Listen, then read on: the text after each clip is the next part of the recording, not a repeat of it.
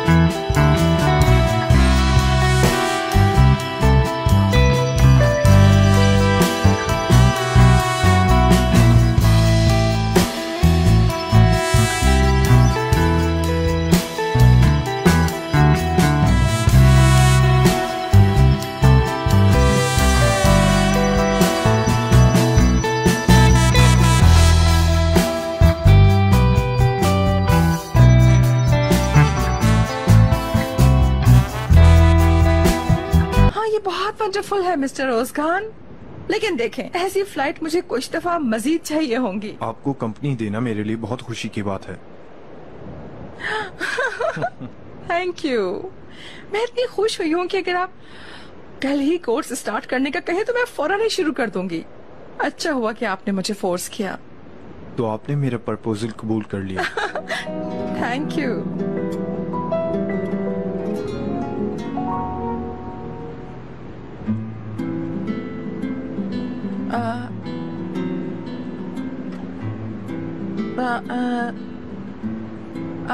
मेरा जाना जरूरी है। वो फ्लाइट की वजह से मेरा काम का शेड्यूल काफी मुतासर हो गया है। अगर हम साथ खाना खा लेते तो। किसी और टाइम मिस्टर रोज खान। आप यहाँ मेरी गाड़ी से आई थी, आप कहें तो मैं आपको ड्रॉप कर दूं? नहीं, क्या आप मेरे लिए एक टैक्सी मंगवा सकते हैं प्लीज? मेहरबानी होगी। ठीक है जमरुद मैडम।